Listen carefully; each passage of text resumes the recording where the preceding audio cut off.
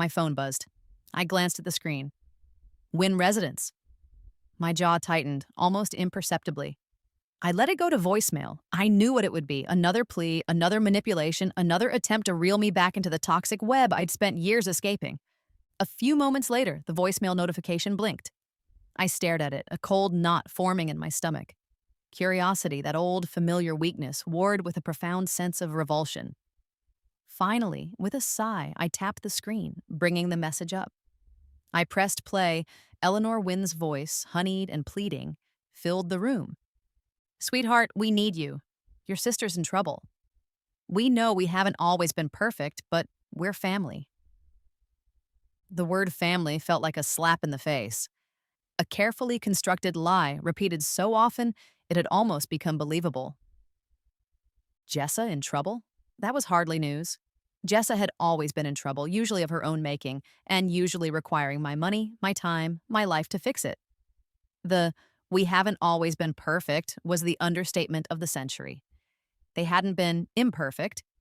They had been emotionally and financially predatory, systematically stripping me of everything I had, both tangible and intangible. I listened to the rest of the message, the desperate pleas, the veiled promises, the carefully worded guilt trips. It was a masterpiece of manipulation, a performance honed over years of practice. When it ended, the silence in the room felt heavy, suffocating. I stared at the phone, my finger hovering over the screen. Then, I deleted the message, without a word, without a second thought. I remember clutching my worn teddy bear, its fur matted from years of anxious hugs, as I stood there in my hand-me-down dress. Everything felt vast and cold. Isla, darling, welcome! Eleanor Wynn swept towards me, her smile wide, her perfume a heavy floral wave that almost made me cough. We're so happy to have you.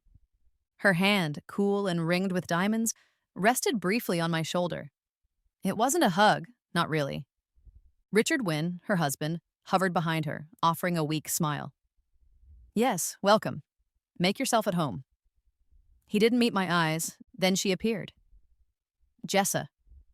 Same age as me, but a world apart. Her dress was a cloud of pink silk, her hair a cascade of perfect blonde curls. She looked at me with a mixture of curiosity and disdain. Who's that? Jessa asked, pointing a perfectly manicured finger at me. That's Isla, your new sister, Eleanor said, a slight hesitation before the word sister. Your grandfather. Well, he wanted us to take care of you. The grandfather part was a whisper, almost lost in the echoing hallway. I knew about grandfather. He was the reason I had anything at all, a trust fund, they'd explained, meant for my future. But the winds seemed to control it, and every mention of it was accompanied by a sigh, a subtle reminder of the burden I supposedly was. The chores started almost immediately. Isla, dear, could you help clear the table? Isla, would you mind taking out the trash? Small things at first, but they grew. I was the one fetching drinks, tidying up after Jessa, running errands. We're a family now, Isla, Eleanor would say, her voice dripping with saccharine sweetness, and families help each other. But it never felt like help. It felt like service. Jessa, meanwhile, received endless praise. New clothes, ballet lessons, writing lessons, all paid for, I later realized, from my trust fund. My own accomplishments, like a good grade on a test, were met with a perfunctory, "That's nice, dear." The gaslighting started subtly. If I expressed sadness, Eleanor would say, "Oh, Isla, you're being too sensitive. You should be grateful for everything we've given you." If I questioned a purchase made with family money, which I knew was my money, Richard would chuckle nervously and say, "Don't you trust us, Isla? We're doing this for you, for all of us." Their affection was a performance, a hug only when Jessa was misbehaving and they needed me to cover for her. A kind word only when they needed to ask for a small loan from the trust fund, a loan that was never repaid. "We are family, right?" asked Richard one time, placing his hand on my shoulder. His grip was tight. "Families help each other." "Of course," I mumbled. The school auditorium buzzed with excitement. I'd just won the regional math competition, a complex series of equations that I'd solved with a quiet, focused intensity. When they announced my name, a small thrill of pride shot through me.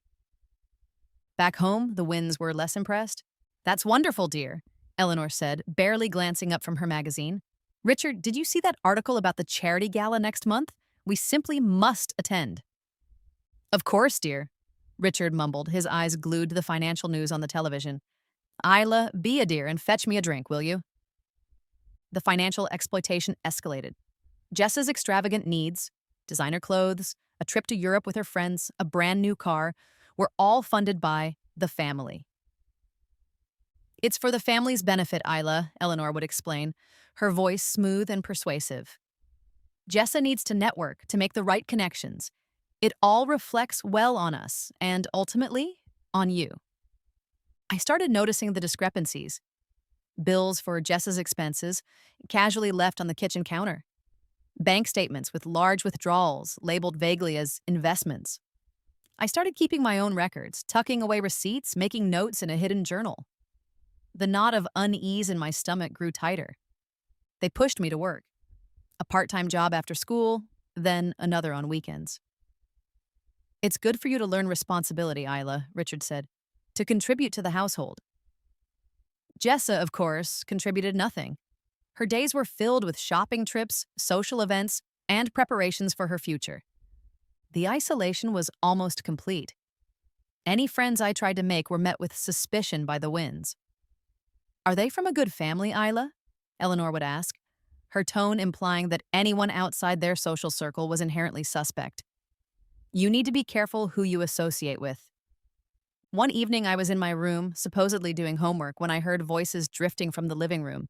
Eleanor and Richard. She's becoming a nuisance, Eleanor's voice sharp and cold, always asking questions about the money.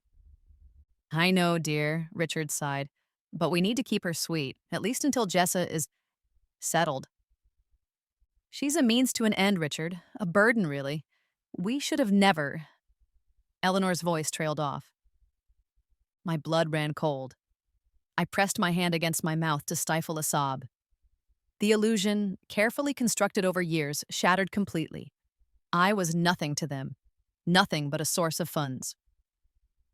The acceptance letter from Crestwood University, a prestigious institution with a renowned business program, lay on my desk. I dreamt of this for years, a chance to escape, to build a future on my own terms. Crestwood, Eleanor scoffed, her lips curling in disdain.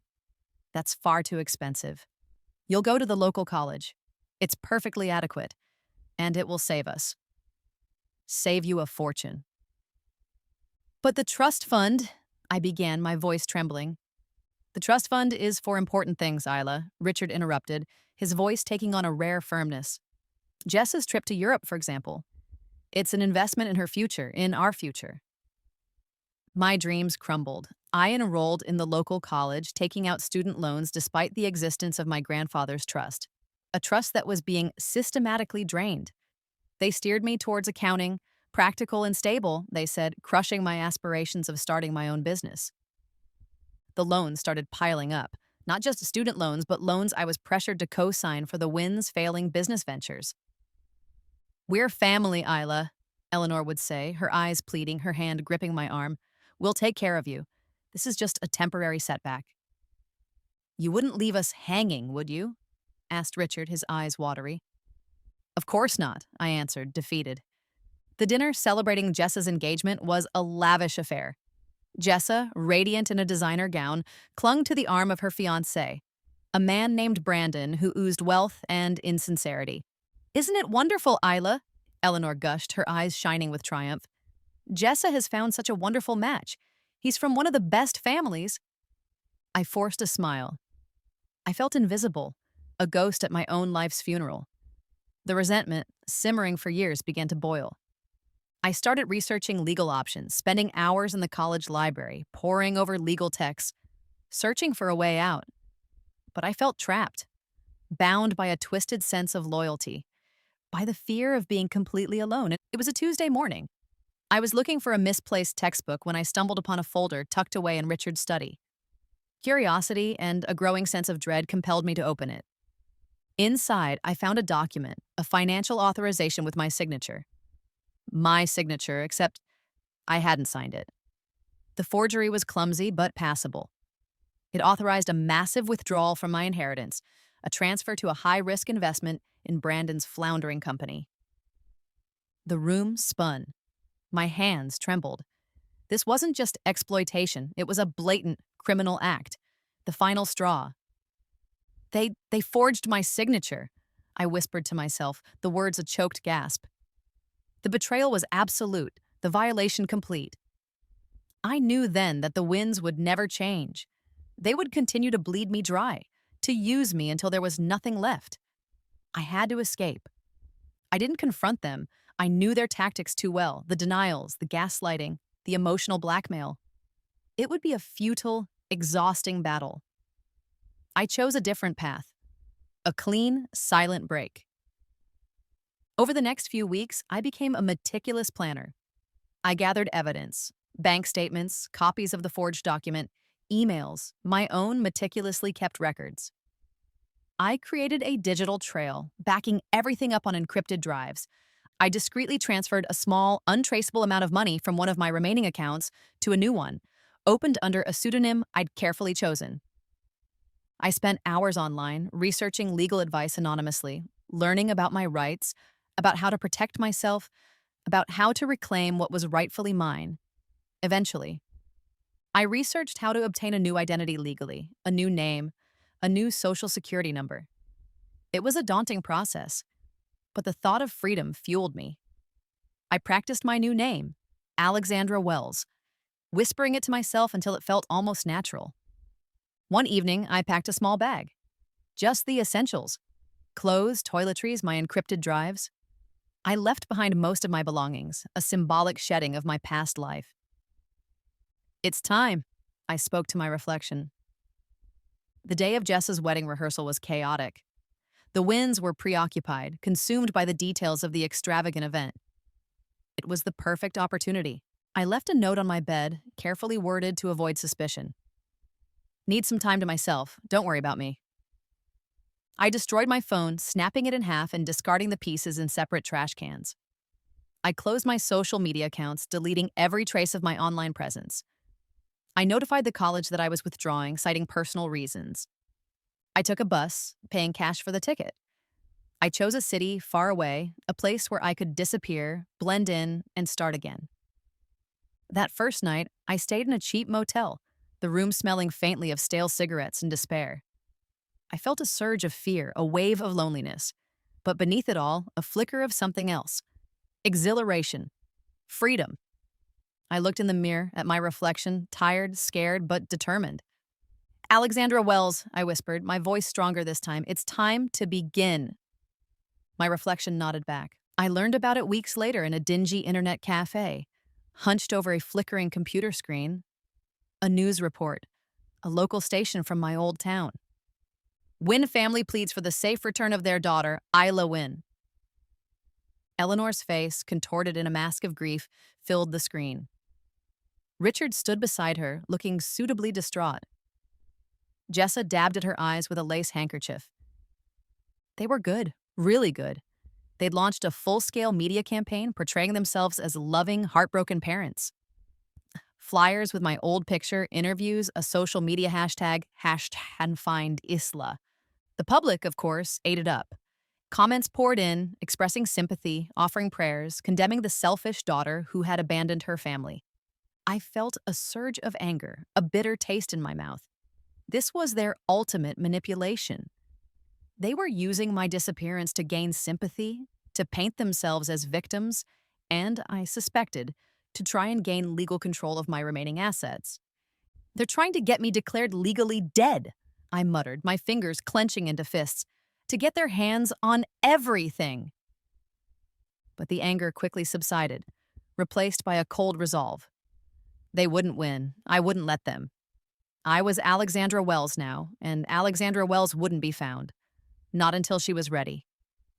Isla Wynn is dead, I whispered to my reflection in the cracked motel mirror. Long live who? The name needed to be perfect. Strong, but not ostentatious.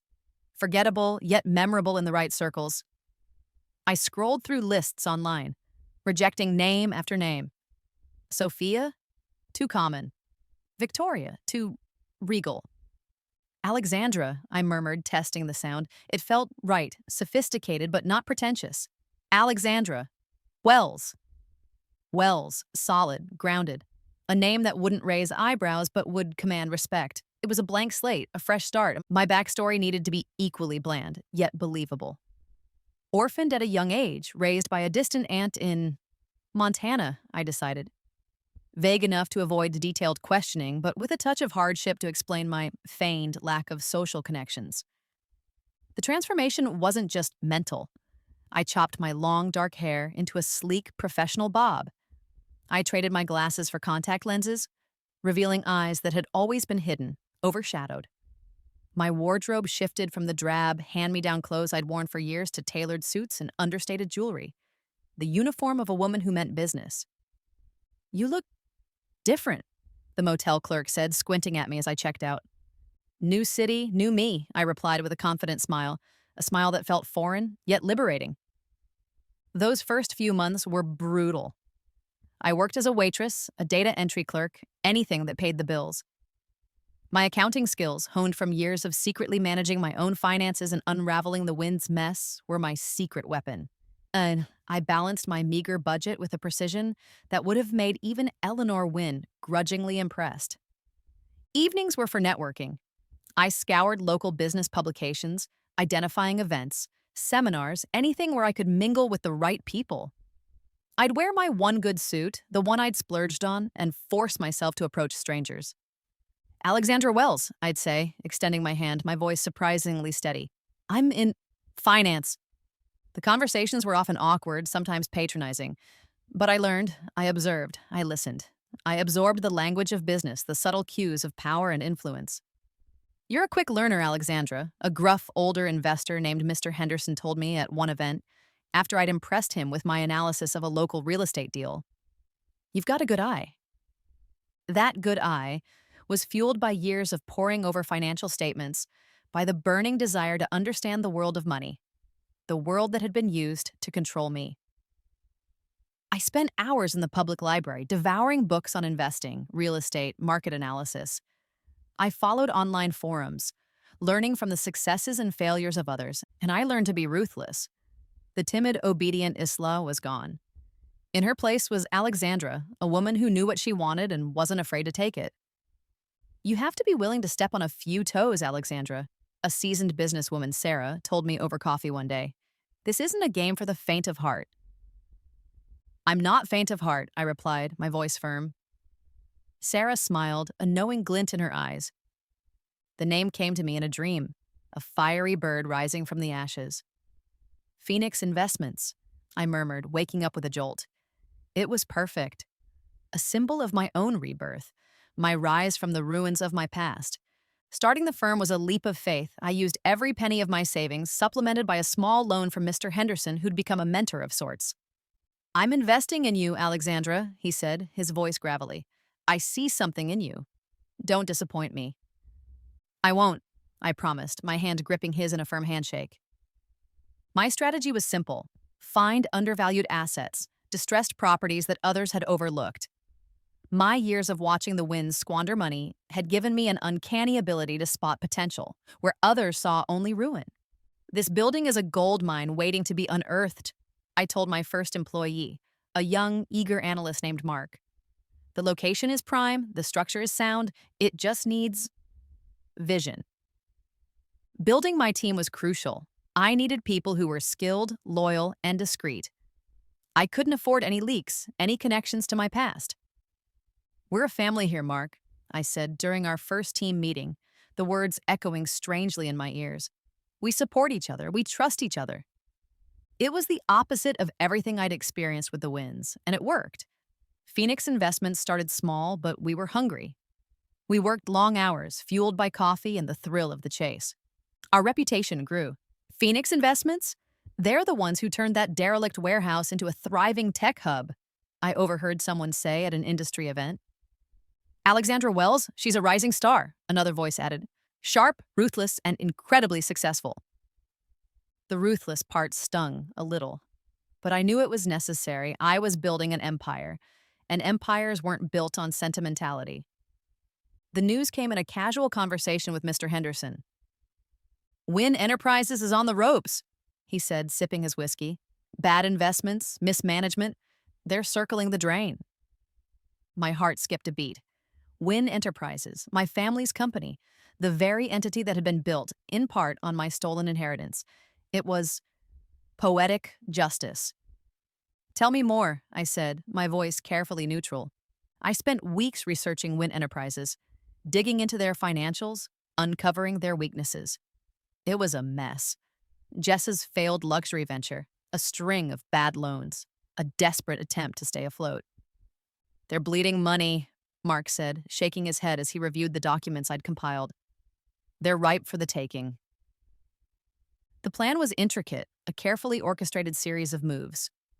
We started acquiring shares in smaller companies that held pieces of Wynn Enterprises' debt. We bought up distressed properties in the same portfolio. It was like a spider weaving a web, slowly, inexorably tightening around its prey. We need to be subtle, Mark, I cautioned. No direct connections to Phoenix. We don't want to spook them. I was the puppet master, pulling the strings from behind the scenes. I tightened credit lines, called in loans, increased the pressure on Wynn Enterprises. It was a slow, agonizing squeeze, and I watched it unfold with a detached, almost clinical fascination. I followed their downfall from a distance. News reports, whispers in the industry, updates from my contacts. I even, on occasion, checked the old social media accounts of Jessa's friends, the ones that hadn't been made private. The Wynns are selling everything, one headline screamed. Jessa Wynn's marriage on the rocks, another speculated. I saw pictures of Jessa, looking haggard, her usual sparkle gone. Her lavish lifestyle, the one funded by my money, had evaporated. Eleanor and Richard were desperately trying to secure loans, to sell assets, to salvage their crumbling empire. But their reputation was ruined. Their former allies, the friends who had once flocked to their lavish parties, were nowhere to be seen. They are begging everyone for money, whispered one of my informers. I have no sympathy for them, I answered, my voice firm. There was no satisfaction, no glee, only a cold, hard sense of closure. This wasn't about revenge, it was about justice. It was about reclaiming what was rightfully mine. It was about proving to myself that I was strong, that I was capable, that I was no longer the frightened, obedient girl they had exploited. The letter arrived on Phoenix Investments' letterhead, addressed to the CEO. It was a plea, a desperate cry for help from Wynn Enterprises. We are facing unprecedented challenges, the letter read, the words carefully chosen, crafted to elicit sympathy. We are reaching out to you, Ms. Wells, in the hope that you might consider a partnership, an investment, anything to help us weather this storm. They had no idea. They were begging for help from the very person they had discarded, the very person they had tried to destroy. The irony was almost unbearable. They want to meet, Mark said, handing me the letter, his eyebrows raised. They're desperate. Schedule it, I replied, my voice calm, my heart pounding. Next week, in the conference room at the Elm Street property. The Elm Street property. One of the buildings I'd acquired, a building that had once housed a thriving business, a business that had been indirectly crushed by the Wynn's greed. The meeting was a performance, a carefully choreographed dance of deception and revelation. I chose my outfit with meticulous care, a power suit, a statement necklace, shoes that clicked with authority on the polished floor. I practiced my lines, my demeanor. I would be calm, professional, and utterly unyielding. I would let them beg, let them grovel, and then I would reveal myself. The irony, the sheer poetic justice of it all was almost too much to bear. They had called me their daughter when they needed my money. Now they would face the consequences. Mark ushered them in, his face carefully neutral. Mr. and Mrs. Wynn and, Miss Wynn, Ms. Wells will be with you shortly. They looked diminished. Eleanor's usual impeccable coiffure was slightly askew, her designer suit rumpled. Richard looked shrunken, his eyes darting nervously around the room. Jessa. Jessa was almost unrecognizable. Her makeup was minimal, her designer clothes replaced by something ordinary. The arrogance that had always radiated from her was gone, replaced by a weary resignation.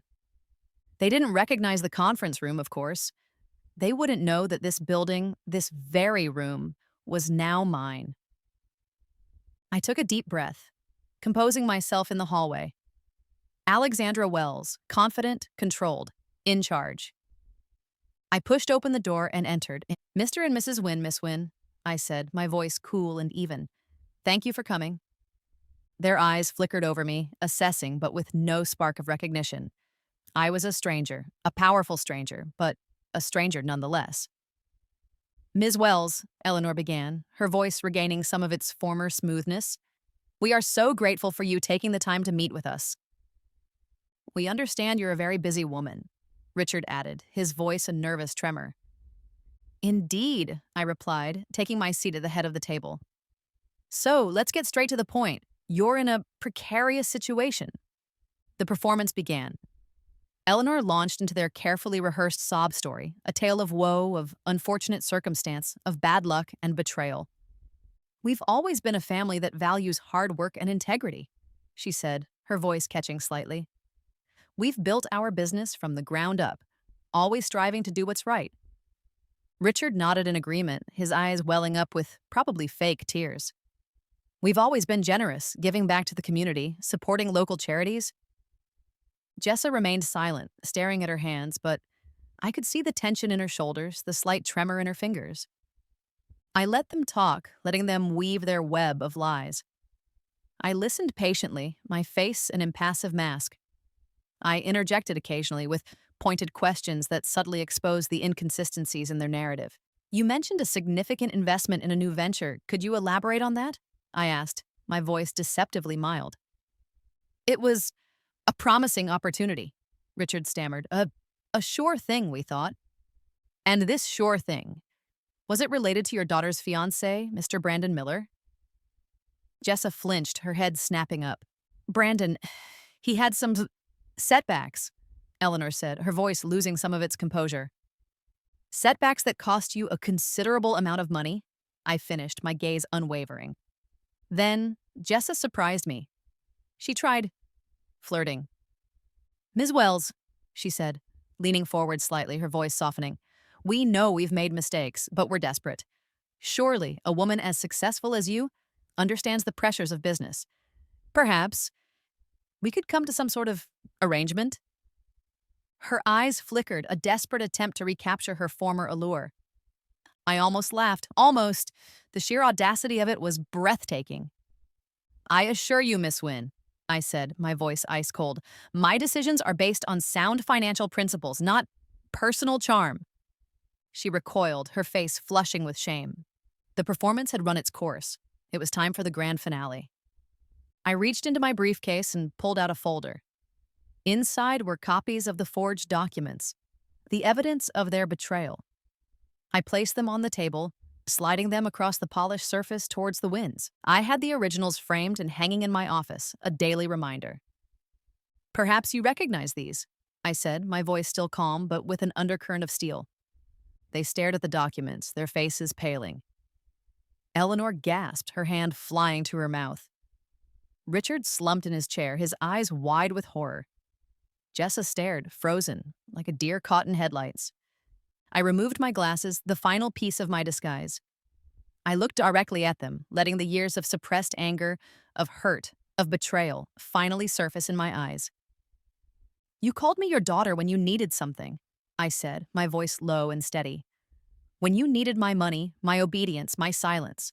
Now, I'm someone you can never reach again." Recognition dawned. Slow, agonizing recognition. "Isla?"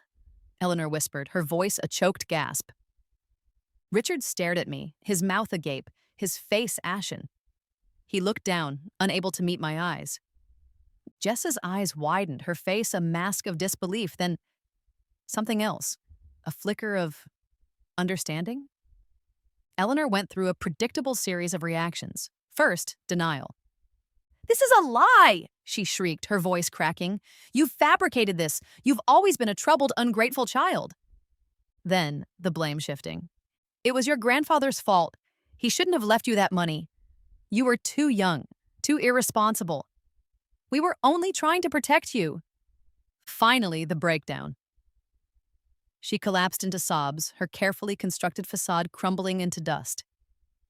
Richard remained silent. He simply sat there, staring at the table, his shoulders slumped in defeat. He finally looked up at me, his eyes filled with a mixture of shame and regret. I'm sorry, Isla, he mumbled, his voice barely audible. We we did wrong by you. It was the first honest thing I'd heard him say in years. Jess's reaction was the most complex. There was anger, certainly. You you did this on purpose, she accused, her voice trembling. You planned this all along. But there was also a flicker of something else, a glimmer of understanding, perhaps even respect. My whole life. It was all a lie, wasn't it? She said, her voice barely a whisper. Everything, the clothes, the trips, everything. It was all yours. I didn't offer comfort, didn't offer explanations. I simply let her grapple with the truth. You built this, I said, gesturing around the room. Without us. Without our help. I made the word help sound like a curse. You took what we stole and you multiplied it. You became this. I paused, letting my words sink in. And now, I continued, my voice cold and devoid of emotion, you will reap what you sowed. I outlined my offer. It wasn't an offer, really. It was a decree, and they would receive a small allowance, enough to survive, but nothing more. Enough to keep them from homelessness, but not enough to maintain even a fraction of their former lifestyle. This is charity, I stated clearly, handing Eleanor a document. From the Alexandra Wells Foundation. You will see my picture displayed prominently. They had to sign a legally binding agreement, acknowledging their past actions, relinquishing any claim to my assets, any claim to me. And, I added, my voice hardening, you will never contact me again. Any attempt to do so will result in the immediate termination of this arrangement. It wasn't kindness. It was a calculated move, a final twist of the knife. It was a way to ensure their continued dependence, their constant humiliation, a reminder of their failure and my triumph. And it protected me legally. They looked at each other, their faces a mixture of despair and resignation. They had no choice. They were utterly, completely at my mercy. We understand, Eleanor whispered, her voice broken. They signed the agreement, their hands trembling. The signatures, once symbols of their power and authority, were now marks of their defeat. The gala was a blur of flashing cameras, polite applause, and forced smiles. I stood on the stage, accepting an award for Entrepreneur of the Year, feeling strangely detached. I want to talk tonight about family, I said, my voice amplified throughout the ballroom. Not the family we're born into, but the family we choose. The people who support us, who uplift us, who believe in us, even when we don't believe in ourselves. I spoke about my team at Phoenix Investments, about Mr. Henderson, about the friends I'd made along the way, my found family, the people who valued me for who I was, not for what I could give them. I didn't mention the wins. They were a closed chapter, a painful memory, but one that no longer had the power to hurt me. After the speech, I was surrounded by well-wishers, by people who wanted to shake my hand, to congratulate me, to be seen with me. But the faces I truly cherished were those of my team, my friends, the people who had been with me through the struggle, the people who knew the real Alexandra Wells. You were amazing, Alex, Mark said, clapping me on the back. We're so proud of you, Sarah added, her eyes shining with genuine warmth. That night, back in my apartment, my phone rang. I glanced at the caller ID. Wynn Residence. I didn't answer. I didn't block the number. I simply let it ring, a symphony of their powerlessness, a testament to my freedom. A few moments later, another call. This time it was my friend Liam. Hey, you free for a drink to celebrate? Asked Liam. Absolutely, I said, smiling. I walked away, leaving the unanswered call, the ghost of my past, behind me. I had won. Not just financially, but emotionally, psychologically. I had broken the cycle of abuse, reclaimed my power, and found my own path to happiness. And in a final act of reclaiming what was truly mine, I established a foundation in my real name. The Isla Win Foundation was dedicated to helping children who had been abandoned, abused, or exploited. I visited one of the shelters a few weeks later, a bright, cheerful place filled with laughter and hope. A little girl, no older than 6, came up to me, her eyes wide with curiosity. "Thank you," she said, her voice small but clear. "Thank you for helping us." In that moment, I felt a sense of peace, of purpose, that I had never known before. This was my legacy. This was my revenge. And this, finally, was my true family. This was where I truly belonged, making a future I could have only dreamt of, free from the shackles of my past.